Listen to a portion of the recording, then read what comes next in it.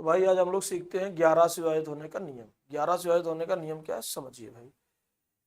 दी गई संख्या के सम स्थानों पर, कौन से स्थानों पर? सम स्थानों पर आने वाले अंकों का योग कामा विषम स्थानों पर आने वाले अंकों का योग का अंतर 0 हो या 11 का गुणज हो। यानी जो भी संख्या दे रखी है उसके अल्टरनेट अंकों का योग कर लो, फिर उनका डिफरेंस निकाल लो, या तो 0 आ जाए या 11 का गुणज आ जाए तो संख्या 11 से डिवाइड हो जाएगी, अदरवाइज डिवाइड नहीं होगी। इस पे क्वेश्चन सीखते हैं भाई। क्वेश्चन कैसे आता है? जैसे क्वेश्चन हमसे ये दिया गया, कह रहा 58 के 764 एक ऐसी संख्या है जो 11 से डिवाइड है। तो हमसे पूछ रहा है के स्क्वायर माइनस 3k का मान ज्ञात कीजिए। अल्टरनेट, हमने भी क्या सीखा? अल्टरनेट।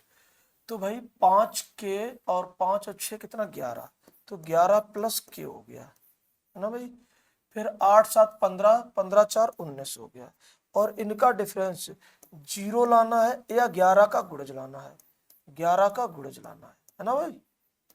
चलो, तो हमें यहाँ 19 दिख रहा है, यहाँ 11 दिख रहा है, तो हम 8 रख दे तो 0 हो जाएगा। क्यों दोस्त? इधर 19 है तो इधर भी 19 बना लेंगे।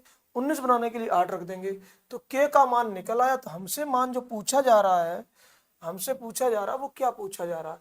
हमसे पूछा जा रहा है के स्क्वायर माइनस 3k। तो भाई के का मान क्या निकाला हमने? 8। 8 का स्क्वायर माइनस 3k भाई, तो ये हो जाएगा 64 माइनस 24। 64 माइनस 24 का मतलब आंसर बनेगा 40। बात समझ आई? क्यों दोस्त? है ना। अगला क्वेश्चन लेते हैं, परेशान होने की जरूरत नहीं है, अभी एक टाइप के एक ही क्वेश्चन नहीं है। ये देखो, कौन सा न्यूनतम अंक होगा जिसमें 7 अंक की संख्या 11 से डिवाइड है?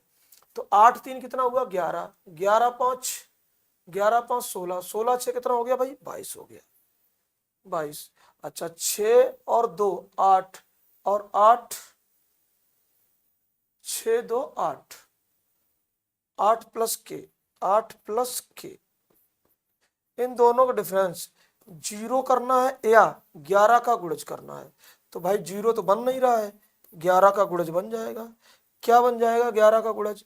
अगर के का मान हम 3 रख दें, के का मान क्या रख दें? 3, तो 8 3 11 हो जाएगा। ये 22 से डिफरेंस क्या आ जाएगा? 11 आ जाएगा। तो के का मान क्या आ रहा? 3। ऑप्शन नंबर सी।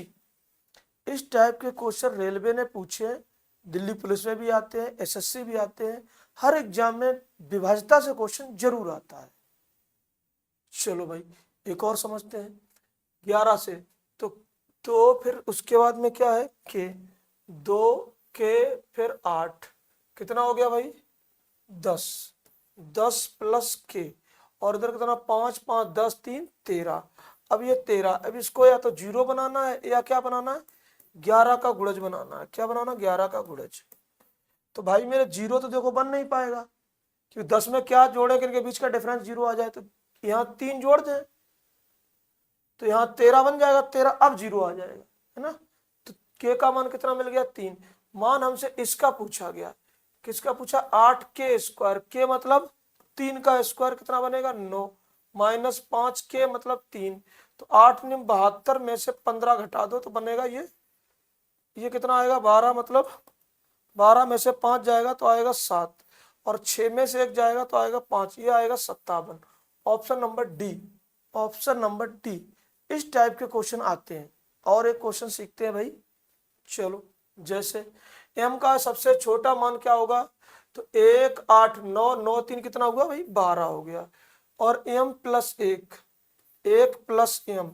अब इनके बीच का या तो 0 होना चाहिए डिफरेंस, या फिर क्या होना चाहिए? 11 का गुणज होना चाहिए, तभी डिवाइड हो गया, अदरवाइज डिवाइड नहीं होगा। इनके बीच का डिफरेंस हम 11 तो ला सकते हैं। कैसे?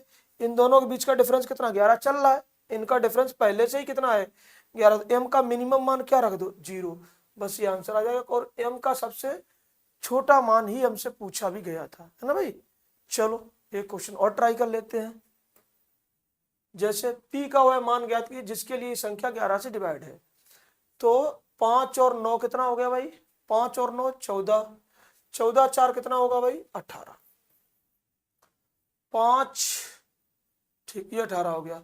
7 पी 6 13, 13 प्लस पी, इनका डिफरेंस 0 या क्या होना चाहिए? 11 का गुणज होना चाहिए। क्यों दोस्त? यही होना चाहिए। इतनी बात आपको समझ आ गई है? ठीक है। डिफरेंस हमें क्या लाना है, डिफरेंस 0 लाने के लिए हम यहाँ क्या रख दें, 5 रख दें, क्योंकि ये 18 है तो ये भी 18 बना देंगे। पी का मान क्या आ जाएगा 5। बस यही हमसे क्वेश्चन पूछा गया था। कुछ इस टाइप के क्वेश्चन बनते हैं, और भी इस टाइप के क्वेश्चन बुक्स वगैरह में दिए रहते हैं, सीट वगैरह में दिए रहते हैं, वहां पे आप जाइए, प्रैक्टिस कीजिए, इस टाइप से ट्राई कीजिए, हो जाएंगे आपके क्वेश्चन।